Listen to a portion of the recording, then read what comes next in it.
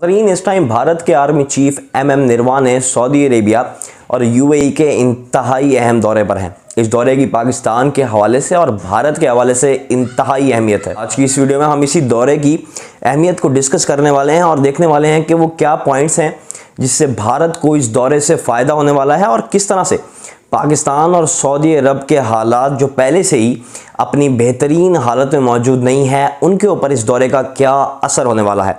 और इसके अलावा यूएई के हवाले से और भारत के हवाले से जो नई डील्स साइन होने वाली हैं और इन्वेस्टमेंट के हवाले से और डिफेंस के हवाले से इन अरब ममालिक को भारत की आखिर ज़रूरत क्यों आन पड़ी है, इन सब चीज़ों को हम बड़ी ही डिटेल से इस वीडियो के अंदर डिस्कस करने वाले हैं। लेकिन उससे पहले आप इस चैनल को सब्सक्राइब कर लें और घंटी के निशान को दबा लें ताकि हर आने वाली नई अपडेट और इस तरह के करंट अफेयर्स के हवाले से आपको मालूमात मिलती रहे। नाज़रीन, इस टाइम भारत के आर्मी चीफ एमएम निरवा ने 4 रोज़ा दौरे के ऊपर मौजूद हैं सऊदी अरब के और यूएई के। इनका पहला स्टॉप जो है वो सऊदी अरब में है। 2 रोज़ा इनका जो है ना ये विजिट होगा सऊदी अरब का और ये दौरा इंतहाई तारीखी है क्योंकि ये तारीख में पहली मरतबा है कि कोई इंडियन आर्मी चीफ जो है वह सऊदी सरजमीन के ऊपर ऑफिशियली कदम रखेगा और इस विजिट को कंडक्ट करेगा। अब इनका जो स्केड्यूल है वो तो इस इंडियन आर्मी चीफ का कुछ इस हिसाब से है कि जो टॉप मिलिट्री ऑफिशियल्स हैं सऊदी मिलिट्री के, उनको ये उनके साथ इनकी मीटिंग्स हैं और ये जो है ना वो जो डायलॉग्स होंगे,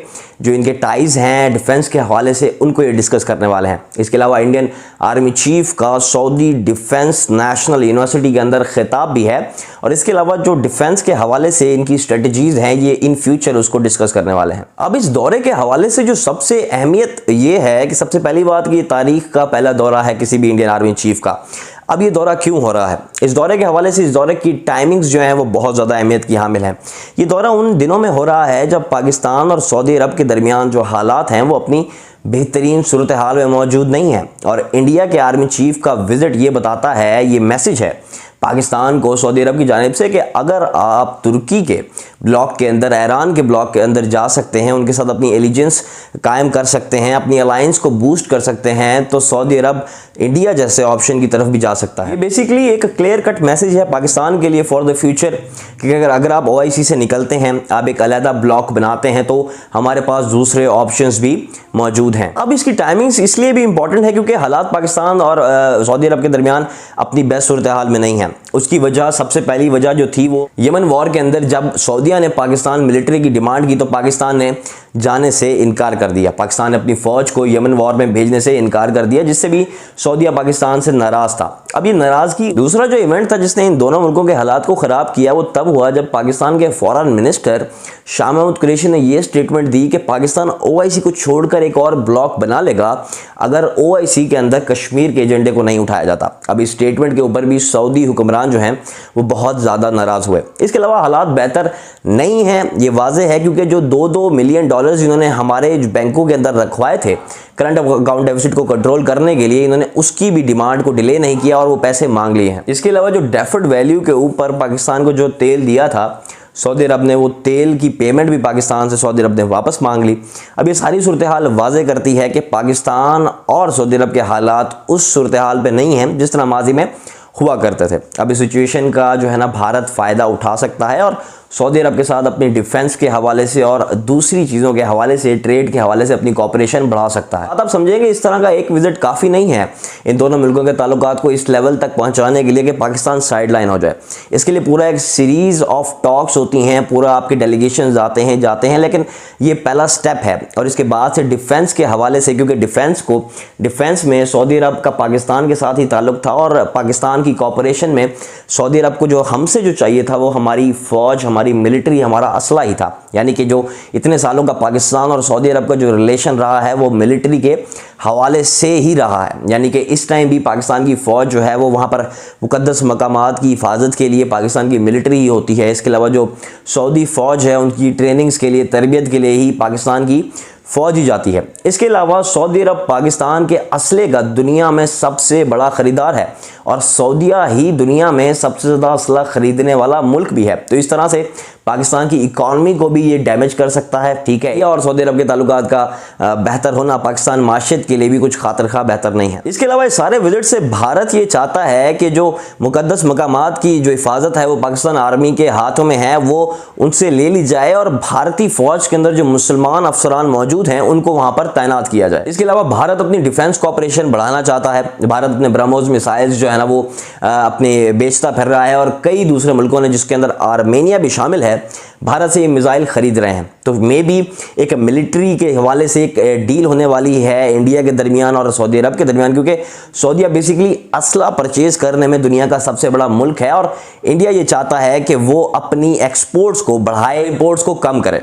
ये है पाकिस्तान और सऊदी अरब के हवाले से और इंडिया का इसके अंदर जो फैक्टर है। इन तीनों मुल्कों को हमने बड़ी डिटेल से डिस्कस किया है। बेसिकली पाकिस्तान और सऊदी अरब के हालात उस तरह के नहीं रहे और पाकिस्तान इस टाइम जो है ना अरब ममालिक के ब्लॉक से निकल रहा है और एक नए ब्लॉक की तरफ जा रहा है। ये तो फ्यूचर ही बताएगा कि हालात किस तरफ लेके जाते हैं, लेकिन पाकिस्तान इस तरह नहीं है, क्योंकि अगर एक दरवाज़ा बंद होता है तो 10 दर और भी खुल जाते हैं। पाकिस्तान की ऑलरेडी इस टाइम अर्जेंटीना के साथ बात चल रही है FGF-17 थंडर की डील के हवाले से, और हमें एक बहुत बड़ा ऑर्डर मिलने वाला है जो कि पाकिस्तान की इकॉनमी को ज़रूर बूस्ट करेगा और हमारे असले का जो इंटरनेशनली जो रिकॉग्नाइजेशन है GF-17 को, वो भी इस डील से मिलने वाली है। हम बात करते हैं UAE और इंडिया के हवाले से। अब इस दौरे की जो अगली कड़ी है, जो अगली सीरीज़ है, वो है इंडियन आर्मी चीफ का UAE का दौरा। अब ये दौरा इंतहाई अहमियत का हामिल है। उसकी सबसे बड़ी रीज़न तो है ट्रेड, क्योंकि ट्रेड के हवाले से ये एक दूसरे को सपोर्ट करते आ रहे हैं और इस टाइम UAE में बहुत ज़्यादा तादाद में भारतीय मौजूद हैं। इवन तक कि ये तादाद वहाँ के अपने लोकल से भी ज़्यादा है। अगर मैं आपको एक एस्टिमेट बताऊं तो UAE के अंदर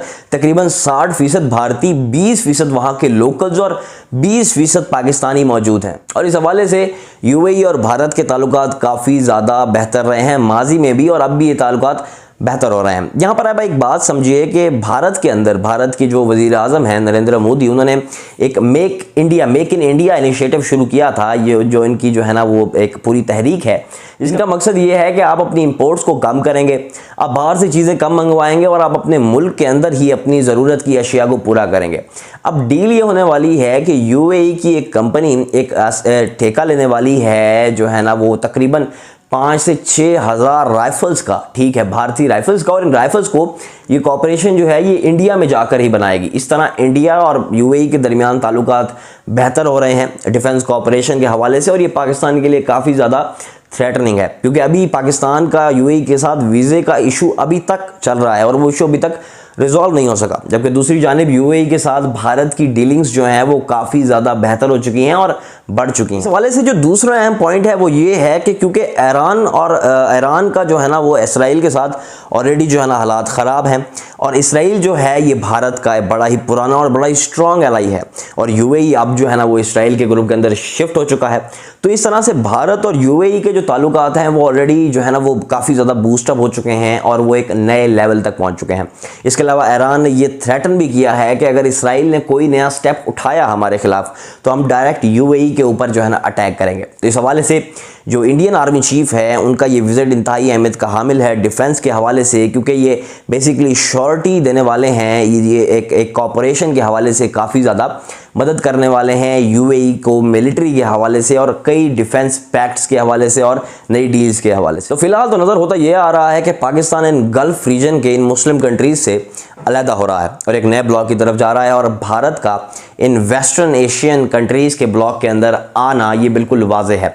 लेकिन भारत ये भी चाहता है, मैं आपको एक बात बताना भूल चुका था सऊदी अरब और इंडिया के हवाले से, कि बेसिकली इंडिया ये भी चाहता है, क्योंकि पिछले दिनों OIC के अंदर जो है ना एक रेजोल्यूशन आई, उस रेजोल्यूशन में कश्मीर की बात की गई और कश्मीर के जो 5 अगस्त से पहले तक का जो उसका जो स्टेटस था उसको बहाल करने की बात की गई।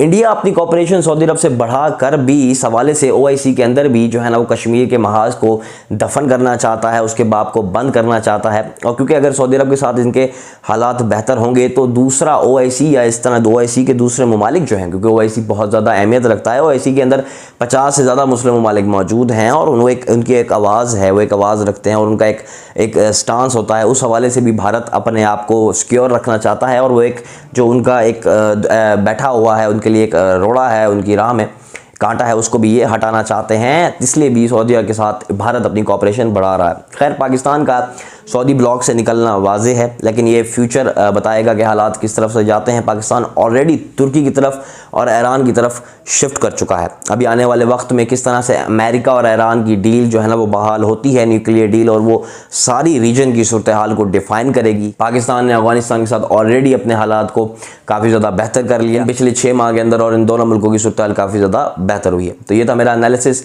इंडिया के जो आर्मी चीफ हैं उनके टूर के हवाले से, और एक डिटेल्ड हमने डिस्कशन की इस सारे रीजन के हवाले से, गल्फ़ के हवाले से, कि पाकिस्तान का क्या रोल होने वाला है और किस तरह से इंडिया जो है वो इस चीज़ को लीड करके आगे लेके जाने वाला है।